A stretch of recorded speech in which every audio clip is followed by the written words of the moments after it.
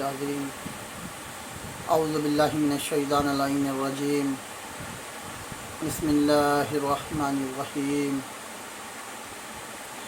الحمدللہ رب العالمین والصلاة والسلام علی سید الانبیاء والمرسلین ونبینا وشفیعنا وجمیعنا وسیدنا وجد الحسن والحسین ابی القاسم محمد اما بعد فقد قال اللہ تبارک الذی فی کتاب مبین بسم اللہ الرحمن الرحیم قل هو اللہ احد اللہ الصمد لم یلد ولم یولد ولم یکن لہ کفوا احد۔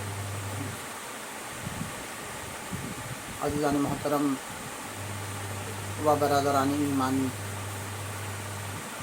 تمام تعریف اس اللہ کے لیے جو رب العالمین ہے، تمام عالم کا پالنے والا ہے، جو صرف اس پرتھوی کا پالنے والا نہیں ہے، جو صرف اس کائنات کا پالنے والا نہیں ہے، بلکہ قرآن کہہ رہا ہے الحمدللہ رب العالمین۔ رب العالمین، رب کے معنی ہے پالنے والے کے، عالمین عالم کی جمع ہے، عالمین یعنی تمام وہ یونیورس جس کے بارے میں ہم اور سائنس جانتا ہے، اور وہ تمام کائنات، وہ تمام یونیورس، چاہے وہ ملکی وے ہو یا ملکی وے ہو یا گیلیکسیز یا تمام یونیورس جس کے بارے میں ہم اور آپ ابھی نہیں جانتے، پروردگار ان تمام عالمین کا پالنے والا ہے جس کے بارے میں ہم جانتے ہیں یا نہیں جانتے۔ اور درود ہو نبی رحمت پر، اور درود ہو نبی رحمت کی طیب طاہر آل پر۔ میں نے ابھی کچھ دنوں پہلے ایک ویڈیو بنائی تھی جس پہ میں نے کہا تھا کہ خود شناسی خدا شناسی ہے، یہ میرا قول نہیں بلکہ مولا مشکل کشا علی ابن ابی طالب علیہ السلام کا قول ہے۔ مولا علی نے فرمایا کہ خود شناسی خدا شناسی ہے، جس نے خود کو پہچان لیا اس نے اللہ کو پہچان لیا۔ دیکھیے، میں پیشے سے ایک ڈاکٹر ہوں، سائنس کا اسٹوڈنٹ ہوں۔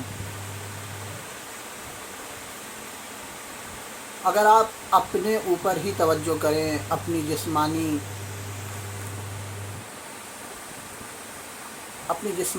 پر، اپنی اس باڈی کے، اس شریر کی بناوٹ پر، کھان پان سے لے کر اٹھنا بیٹھنا چلنا پھرنا سوچنا، اگر ان تمام باتوں پر ہی آپ غور و فکر کریں، اپنے آپ کو ہی پہچان لیں، اپنی خلقت کی وجہ کو جان لیں، تو یقیناً آپ خدا کی معرفت کے قریب ہو جائیں گے، آپ خدا کی معرفت حاصل کر سکیں گے۔ کیونکہ اگر آپ کو اللہ کی معرفت نہیں ہے، اپنے پیدا کرنے والے کی معرفت نہیں ہے، میرا سوال صرف مسلمانوں سے نہیں ہے بلکہ تمام وہ انسان جو مخلوق خداوندی ہیں، یا وہ جس سے بھی اپنا رب، اپنا بھگوان، اپنا گاڈ، اپنا پالنے والا مانتے ہیں، انہیں چاہیے کہ اپنے پیدا کرنے والے کی معرفت حاصل کریں۔ اللہ کہہ رہا ہے کہ میں تمہاری شہ رگ سے زیادہ قریب ہوں، یعنی اللہ ہم سے دور نہیں ہے، ہم اللہ سے دور ہیں۔ ہمیں اللہ کے قریب ہونا ہے۔ اللہ تو ہمارے قریب ہے، ہماری شہ رگ سے زیادہ ہمارے قریب ہے۔ معرفت الہی تمام انسانوں پر واجب ہے، یعنی اپنے پیدا کرنے والے کی معرفت حاصل کرنا ہر انسان پر ضروری ہے کہ وہ اپنے پیدا کرنے والے کی معرفت کو حاصل کرے کہ آخر اس دنیا میں آیا کیوں ہے اور جا کہاں رہا ہے، کس وجہ سے، کس بنیادی وجہ کیا تھی جس کی وجہ سے اسے اس دنیا میں بھیجا گیا اور پھر بلا لیا جا رہا ہے۔ آخر اس زندگی اور موت کا فلسفہ کیا ہے۔ پروردگار قرآن مجید میں ارشاد فرما رہا ہے وَخَلَقَ الْإِنسَانَ وَالْجِنَّ إِلَّا لِيَعْبُدُونِ، میں نے انسان اور جنات کو صرف عبادت کے لیے پیدا کیا۔ میں نے اپنے استاد سے معلوم کیا کیا پروردگار یہ چاہتا ہے کہ ہم ہر وقت مصلی میں پڑے رہیں، کیا پروردگار یہ چاہتا ہے کہ بس اس کی عبادت کی جائے؟ تو ہمارے استاد نے کہا کیا تم عبادت یہ سمجھتے ہو کہ اٹھنے بیٹھنے کا نام عبادت ہے؟ کیا تم یہ سمجھتے ہو کہ پروردگار یہ چاہتا ہے کہ بس اس کے سامنے سجدے میں سر کیے رہو؟ میں نے کہا تو پھر پروردگار کیا چاہتا ہے، اللہ کیا چاہتا ہے؟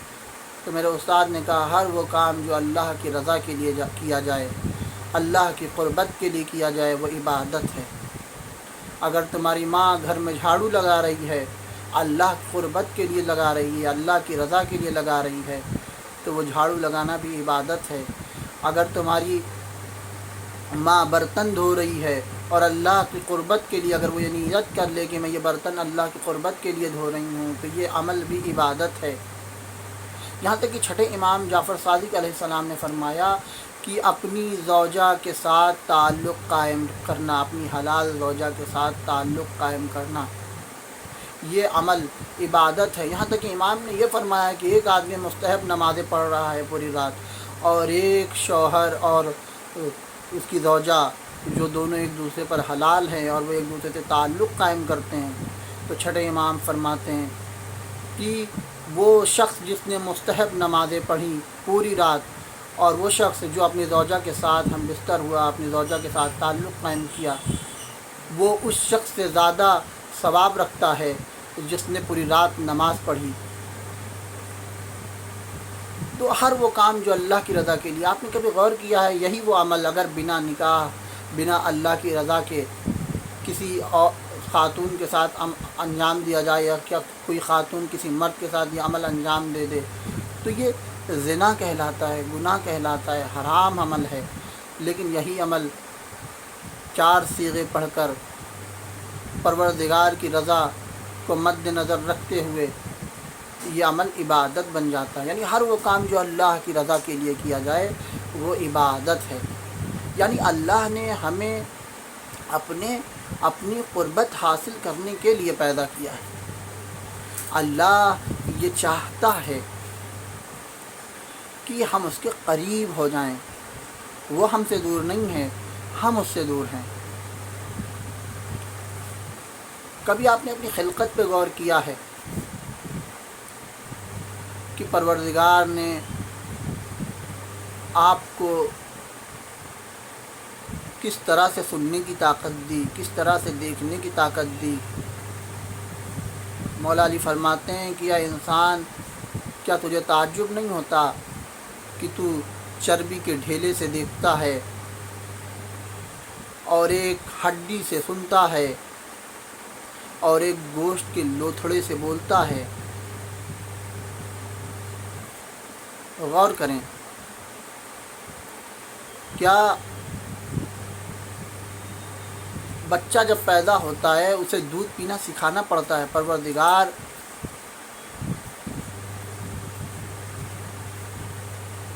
اس کی فطرت میں یہ علم دے کر بھیجتا ہے۔ مولا نے فرمایا کہ اے بنی آدم، اللہ نے آدھا علم تمہاری فطرت میں رکھ دیا ہے، بس تمہیں آدھا علم حاصل کرنا ہے۔ تو خود شناسی، خدا شناسی، اگر خود کو پہچان لیا، خود کی معرفت ہو گئی، تو یقین جانیے آپ اپنے پیدا کرنے والے کی معرفت حاصل کریں گے۔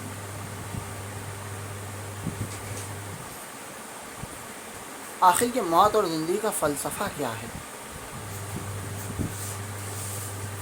کیا ہمیں یوں ہی پیدا کر دیا گیا؟ نہیں، بلکہ اللہ قرآن میں ارشاد فرما رہا ہے سورہ یاسین میں کہ اے بنی نو، اے بنی آدم، ہم نے تمہیں یوں ہی نہیں پیدا کیا، ہم نے تمہیں اس لیے پیدا کیا تاکہ تمہیں آزما سکیں کہ تم میں بہتر کون ہیں۔ اللہ نے 1,24,000 انبیاء کا انتظام کر کے ہمیں حلال اور حرام اور نجس اور پاک، صحیح غلط سکھا دیا، بتا دیا، عقل و شعور کو ہمارا ہادی بنا دیا، غلط اور صحیح میں تمیز رکھنے کی ہمیں تمیز دے دی۔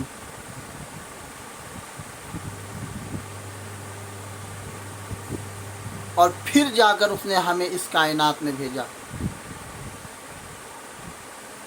اللہ نے ہادی پہلے بھیجا ہے، ہدایت لینے والوں کو بعد میں بھیجا ہے۔ اللہ نے جس آدمی کو سب سے پہلے خلق کیا، جس کا نام حضرت آدم علیہ السلام ہے وہ ہادی ہیں، سب سے پہلے آنے والا آدمی ہادی ہے، اس کے بعد ہدایت لینے والے پیدا ہوئے۔ تو اللہ نے ہادی کا انتظام پہلے کیا، ہدایت لینے والوں کو بعد میں بھیجا۔ پروردگار یہ چاہتا ہے کہ ہم اس کے قریب ہو جائیں۔ تو عزیزو، میں آپ سے گزارش کرتا ہوں کہ اپنے پیدا کرنے والے کی معرفت حاصل کریں، کیونکہ معرفت الہی ہم پر واجب ہے، اور صرف مسلمانوں پہ نہیں بلکہ تمام انسان جو جسے بھی اپنا رب، اپنا ایشور، اپنا گاڈ، اپنا پالنے والا مانتے ہیں، انہیں چاہیے کہ وہ اپنے پیدا کرنے والے کی معرفت حاصل کریں۔ کہیں ایسا نہ ہو کہ جس کی وہ عبادت کر رہا ہے، جسے وہ پوج رہا ہے، جسے وہ مانتا ہے، جس سے اس کی تمام زندگی کی امیدیں وابستہ ہیں، وہ اس کا رب ہی نہ ہو، وہ اس کا پالنے والا ہی نہ ہو، کہیں اس کا راؤنڈ نمبر نہ لگ گیا ہو۔ تو آپ کو چاہیے کہ اپنے پیدا کرنے والے کی معرفت حاصل کریں کہ آپ کا پروردگار کیسا ہے، آپ کا پالنے والا کیسا ہے، وہ آپ سے کیا چاہتا ہے، اس نے آپ کو کیوں پیدا کیا ہے۔ فقط والسلام۔